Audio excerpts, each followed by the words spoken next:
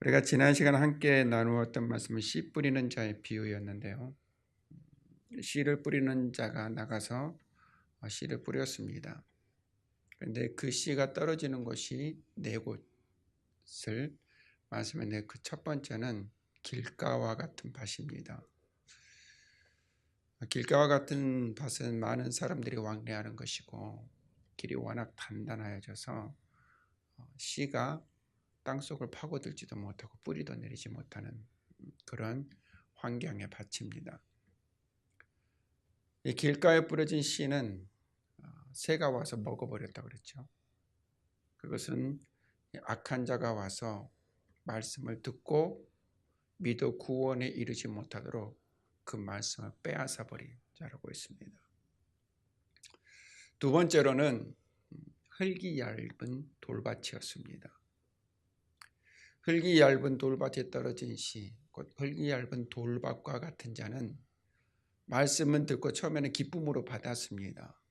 그런데 해가 뜨자 뿌리가 없어 말라버린 자인데, 이는 말씀을 듣고 기쁨으로 받았다가 환난이 다가오고 핍박이 다가오고 박해가 다가오자 하나님의 말씀을 저버리고 등져버린 그런 자를 돌밭과 같은 자라 했습니다.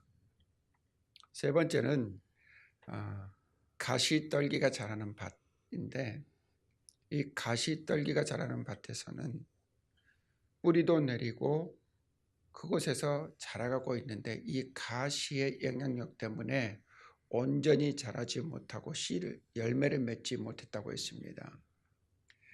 이 가시떨기와 같은 밭은 세상의 유혹, 재물의 유혹, 여러 가지 향락의 유혹들로 말미암아서 열매를 맺지 못하는 자라 했습니다.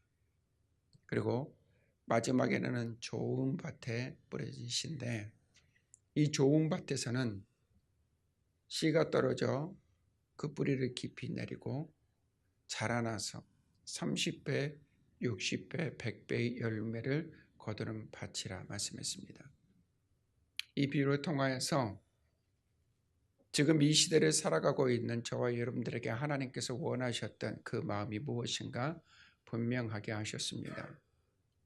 그것은 너희들이 하나님의 말씀을 듣고 그 말씀을 믿음으로 받아 그 말씀을 빼앗기지 말고 그 말씀 안에 거하면서 믿음의 뿌리를 깊이 내리고 세상의 여러 가지 환난과 핍박과 박해가 온다 할지라도 소망 가운데서 인내하고 견딜 것을 말씀하셨습니다.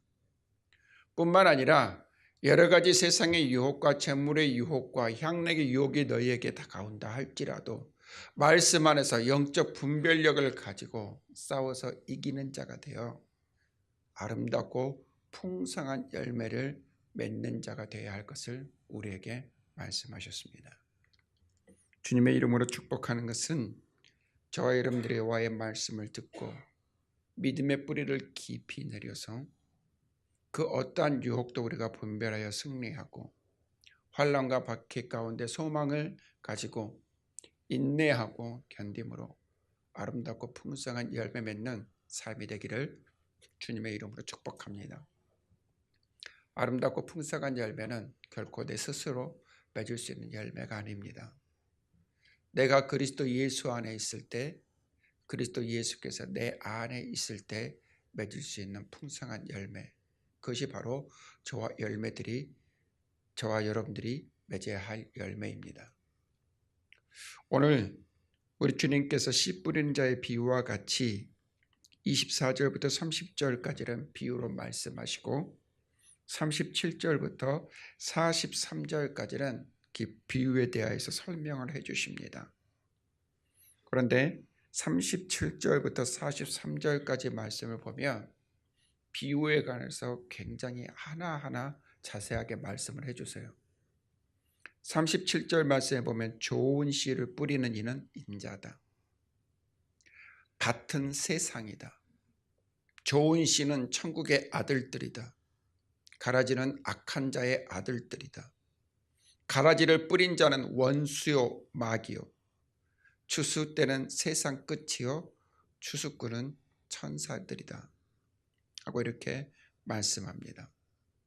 이 말씀을 기억하면서 예수님의 비유를 보면 예수님의 비유가 더욱 선명하게 우리에게 다가옵니다. 예수님의 비유는 당시 이 말씀을 듣던 자들에게는 매우 친숙한 말씀입니다. 왜냐하면 그때 예수님을 듣는 자들이 농경사회에서 흔히 경험할 수 있었던 그러한 일들을 비유로 말씀하셨기 때문입니다. 당시 농경사회에서는 주인이 아름답고 풍성한 열매를 많이 맺기 위하여서 종들을 통하여서 밭을 기경하여서 좋은 밭으로 만듭니다. 그리고 그 밭에 마른 열매를 맺을 수 있도록 좋은 씨앗을 선별하여서 그 밭에 뿌리는 것이죠. 그런데 농사를 하신 분들은 아시겠지만 분명히 주인은 좋은 씨를 뿌리는데 어느 순간인가 보면 그곳에 좋은 씨가 아닌 풀들이 자라나기 시작합니다. 오늘 예수님의 말씀에도 보면 가라지가 그 가운데서 같이 자라난 거예요. 그렇다면 주인은 더 좋은 열매를 맺기 위해서 이 가라지들이 영양분을 뺏지 못하도록 종들을 통하여서 이 가라지를 다 뽑아내는 작업을 해요. 우리나라도 그렇지 않습니까? 뭐를 심었는데 어느 정도 자라다 보면 풀이 자라기 시작하면 그 뭐가 잘 자랄 수 있도록 풀을 다 뽑아주는 것이 우리도 익히 알고 있는 모습입니다. 그리고 마지막 때 추수할 때가 되면 알곡들은 모아서 곡간에 들이고 그때까지 제거하지 못한 가라지들은 모아서 불에 태우기 위해서 단으로 묶습니다. 너무나도 익숙한 말씀이기에 예수님의 이 말씀은 당시 예수님의 말씀을 들은 모든 자들이 익히 알 수 있는 말씀이에요. 그런데 일반적으로 그들이 알고 있는 이 말씀에서 조금의 차이가 있다는 것을 우리가 깨닫게 됩니다. 주님께서 이 말씀을 통해서 우리에게 말씀하시고자 했던 음성이 무엇인지, 그리고 마땅히 주의 말씀을 통하여서 우리가 살아가야 할 믿음의 삶이 무엇인지 깨달아 하는 이 시간 되기를 간절히 소망합니다. 오늘 말씀에 보면 천국은 좋은 씨를 제 밭에 뿌린 사람과 같다라고 했습니다. 좋은 씨는 무엇이라 했습니까? 천국의 아들들이라고 그랬습니다. 제 밭은 세상이라 그랬고, 그리고 뿌린 사람은 인자라 하였습니다. 곧 예수님께서 세상에 천국의 아들들을 뿌리셨어요. 좋은 열매를 맺기 원하여서 그 좋은 열매를 맺어서 하나님의 곳간에 드리기 위해서 세상에 천국의 아들들을 뿌렸습니다. 그런데 사람들이 절대 원수가 왔습니다. 원수는 무엇입니까? 원수요 마귀입니다. 원수 마귀가 와서 좋은 씨 뿌려진 그 밭에 무엇을 더 뿌리고 갔습니까? 가라지를 더 뿌린 거예요. 가라지는 악한 자의 아들들이라 했습니다. 그렇다면 그 밭에 이제 천국의 아들들과 악한 자의 아들들이 함께 공존하게 된 겁니다. 처음에는 이를 알지 못하다가 26절 말씀에 보니까 싹이 나고 결실할 때 무엇도 보였습니까? 가라지도 보이는 겁니다. 종들이 의아한 거예요. 우리는 분명히 좋은 씨만 뿌렸는데 어찌하여 가라지가 생겨났냐는 것이죠. 그때 주인은 말합니다. 원수가 이렇게 하였구나. 종들은 마땅히 그러면 우리가 가서 그 가라지를 뽑아낼까요? 그러면 일반적인 생각은 그렇습니다. 그래 가서 알곡 조심해서 가라지 다 뽑아내라 말할 수 있지만 주인은 그렇게 하지 않습니다. 29절 말씀에 보면 가만히 두라. 가만히 두라는 것이죠. 왜냐하면 곡식까지 뽑을까 염려하노라. 행여 한 알의 곡식이라도 뽑힐까봐 염려하는 마음에 가라지와 알곡이 함께 자라도록 두라는 것입니다. 그런데 가라지와 알곡이 함께 자라도록 그냥 두셨던 그 이유가 있어요. 이제 우리가 함께 그 말씀을 나누겠습니다.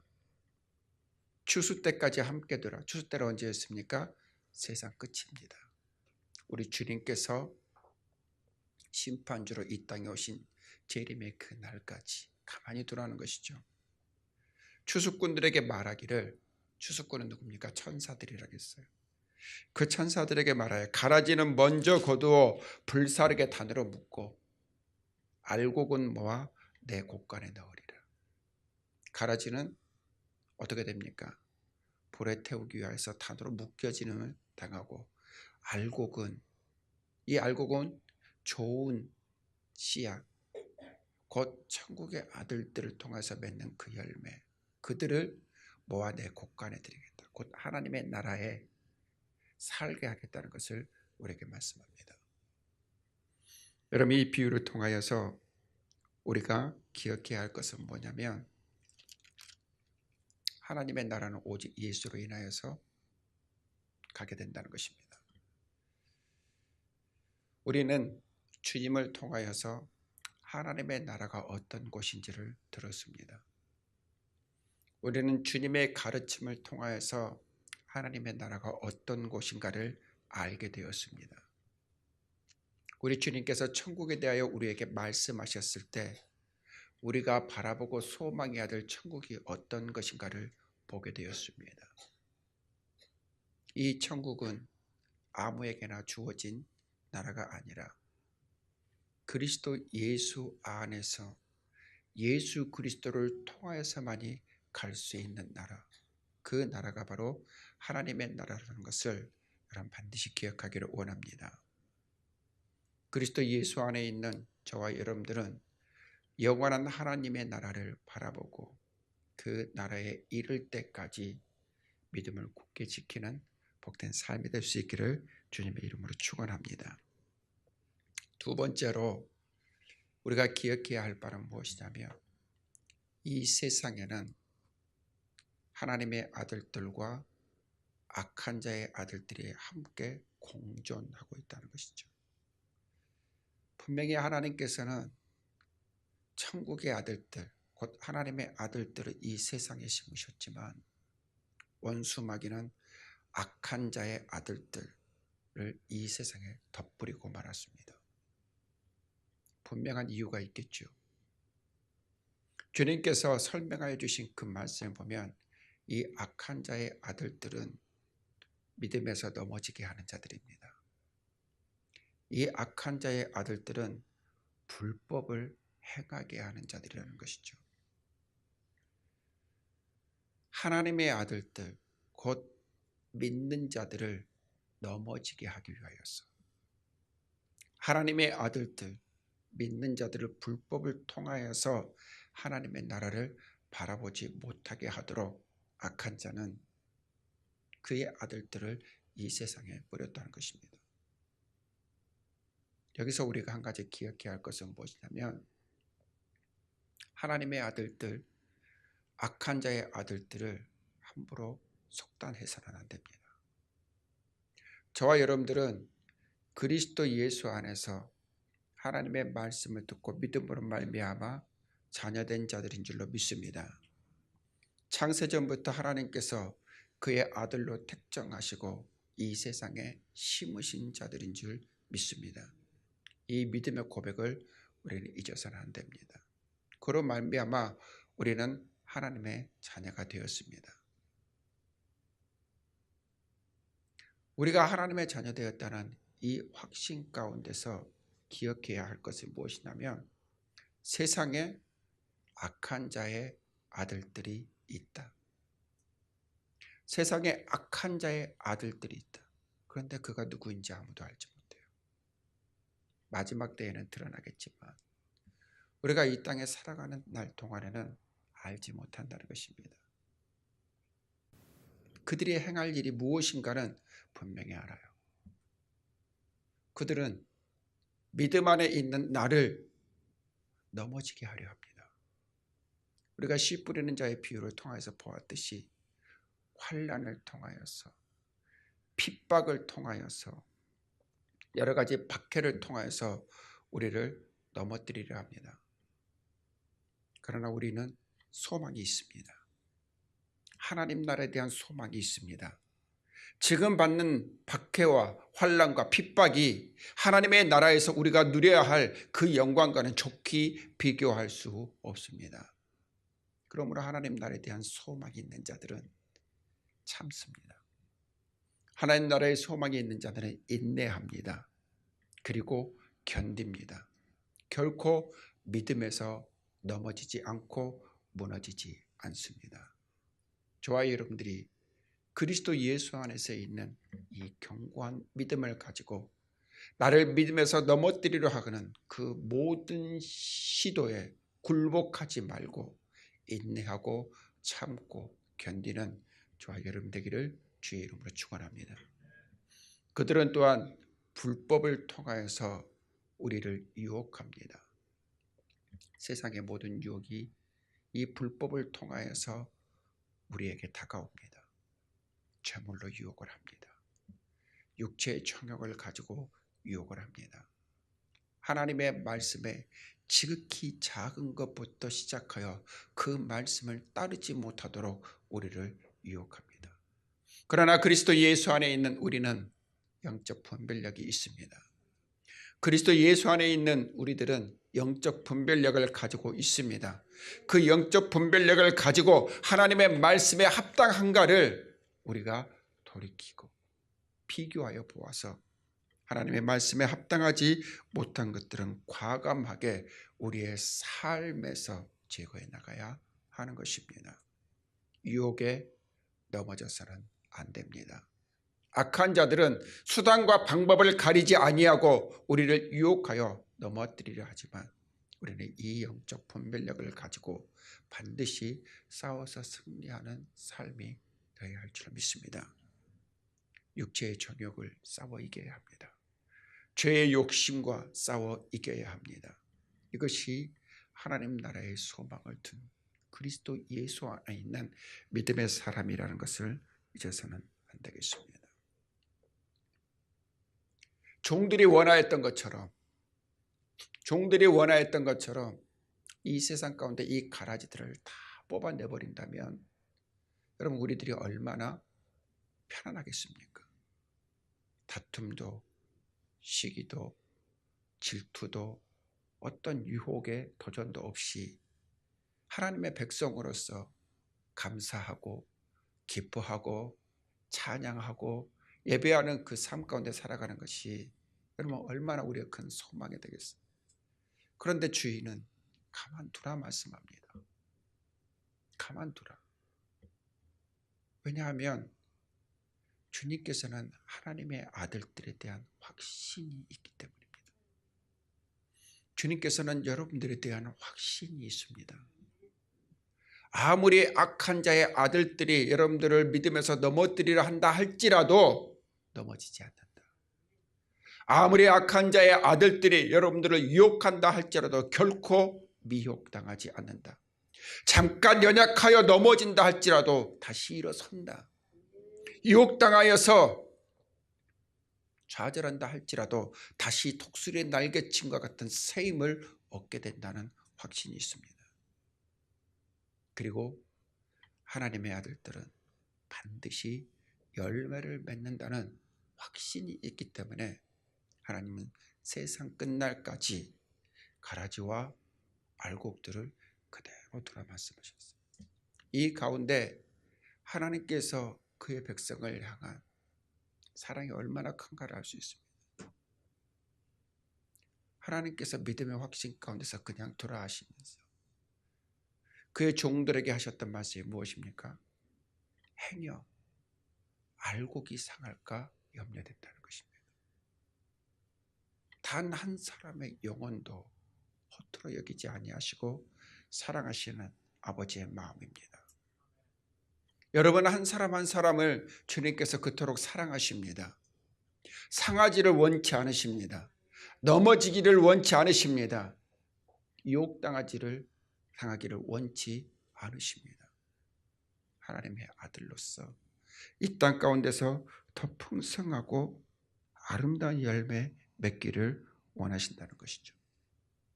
여러분,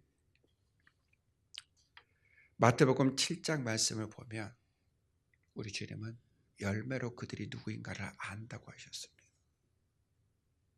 뿐만 아니라 요한복음 15장에서도 예수 그리스도 안에 있지 않으면 풍성한 열매를 맺을 수 없다고 했습니다. 갈라디아서에서는 우리에게 무엇이라 말씀합니까?